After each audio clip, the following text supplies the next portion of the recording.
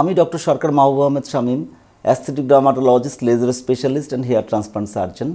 আজকে আমি কথা বলবো ব্রেস্ট ফেলার নিয়ে। দেখতে থাকুন।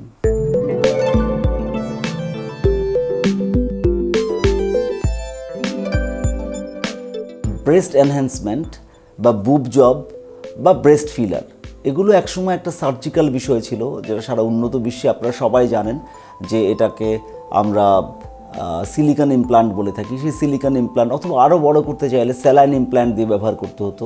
আরও অন্যান্য কিছু কিছু মেথড লাইক ম্যাক্রোলিন নামে এক ধরনের ফিলার ছিল, সেগুলো আসলে ব্যবহার করতাম। বাট ইদানিংকালে লাস্ট 7-8 বছর ধরে যেটা খুবই আমরা বলি হাইড্রোফিলিক ফিলার বা একুয়াফিলিক ফিলার, সেটা আসার পর থেকে বুব জবসের বা ব্রেস্ট এনহ্যান্সমেন্টের পুরো সংজ্ঞাটাই পাল্টে গেছে, চিত্রটাই পাল্টে গেছে। পৃথিবীর খুব অল্প কয়েকজন ডাক্তার যারা এই প্রসেসটা করছেন, যেটা দিয়ে আমরা ব্রেস্ট করছি, বাট করছি। এবং এই সাবকন্টিনেন্টে এবং এশিয়ার মধ্যে আমি দীর্ঘদিন ধরে, আজকে প্রায় 5 বছর হলো, আমরা অলরেডি 500-র উপর কেস করে ফেলেছি। এবং এটা নিয়ে আমরা বিভিন্ন জায়গায় পেপার প্রেজেন্ট করেছি, ইন্ডিয়াতে করেছি, ইংল্যান্ডে করেছি, রাশিয়াতে করেছি, ইউক্রেনে করেছি। তো সারা ওয়ার্ল্ড ওয়াইড আমার কাজটাকে নিয়ে অনেক বেশি চলছে এবং আমরা অনেক লোককে শিখিয়ে দিচ্ছি এবং পেশেন্টরা অনেক অনেক হ্যাপি। তো এটা কি ব্যাপার? ব্রেস্ট ফিলারটা খুবই সহজ একটা ব্যাপার। এটা একটা আসলে আমরা বলি normal saline, mostly normal saline, sodium কপ্লোলামাইড নামে একটা জিনিস আছে, সেটা দিয়ে এই জিনিসটা তৈরি হয়। এটা 3 থেকে 5 বছর টিকে থাকে। একটা ছোট্ট একটা ফুটো তৈরি করে ভিতরে আমরা টিউমোসেন অ্যানেস্থেশিয়া ঢুকিয়ে দিই। টিউমোসেন অ্যানেস্থেশিয়া ঢুকিয়ে দিলে কোনো ব্যথা পাবে না।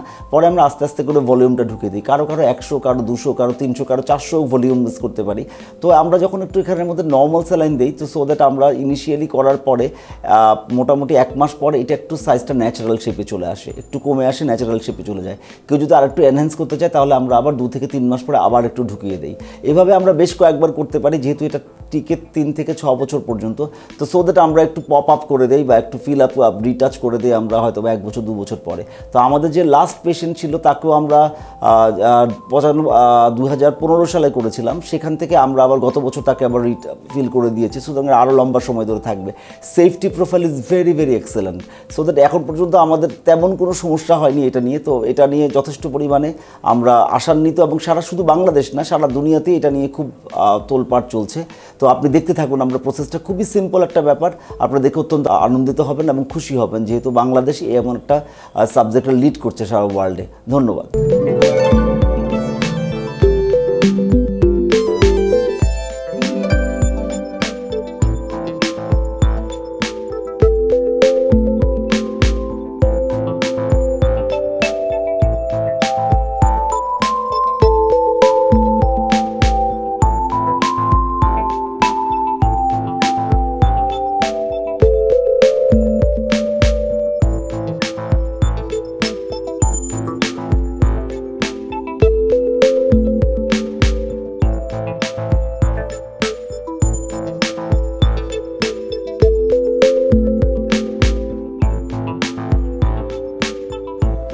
Please don't forget to subscribe and like Laser Treat by Dr. Shameem, and follow me in Instagram, Twitter and Facebook. And if you have any query, please visit www.lasertreat.com.bd.